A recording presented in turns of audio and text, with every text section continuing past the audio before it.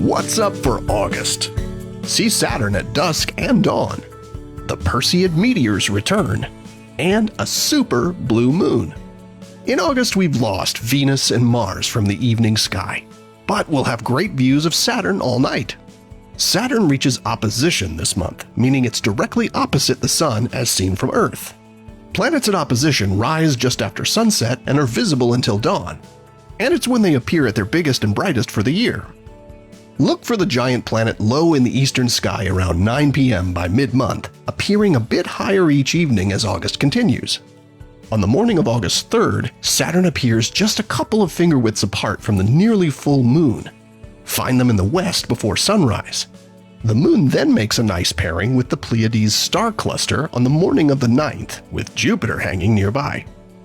The moon then has a super close meetup with the reddish star Antares, brightest star in the constellation Scorpius, on the evening of August 24th. August brings one of the best-known annual meteor showers, the Perseids.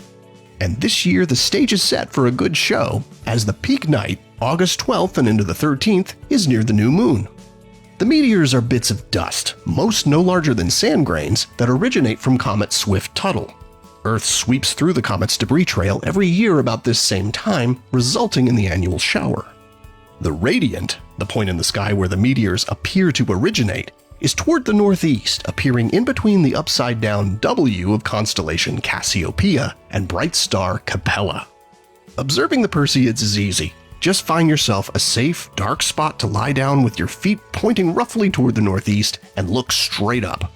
The best time to view them is between midnight and dawn as the radiant rises higher in the sky. Meteor activity likely will be at its greatest in the hour preceding dawn. Now, the crescent moon also rises in the couple of hours before dawn, but it's only about 7% illuminated, so it shouldn't pose a significant problem for viewing the meteors. You might also see a few meteors in the early morning hours during the week before and after the peak. August begins and ends with a full moon, making for a special occurrence that only happens every couple of years. You see, a second full moon in a single calendar month is commonly called a blue moon. They happen every 2 to 3 years because the moon's monthly cycle is just a bit shorter than the average length of a month. So eventually a full moon will happen at the beginning of a month with enough days left for a complete lunar cycle.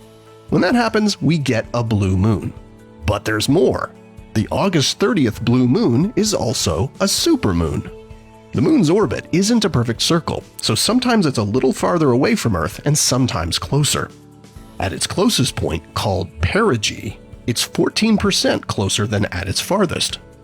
About 3 to 4 times a year, the full moon phase happens to coincide with the moon reaching perigee, and we call that event a supermoon. While it technically appears a bit bigger and a tad brighter than the average full moon, the difference is not super noticeable to the eye.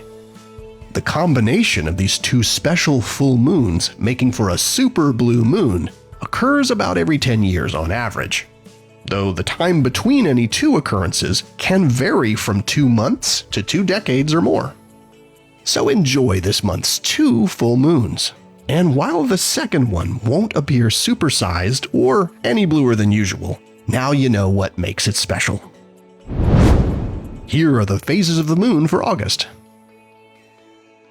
Stay up to date with all of NASA's missions to explore the solar system and beyond at nasa.gov. I'm Preston Dykes from NASA's Jet Propulsion Laboratory, and that's what's up for this month.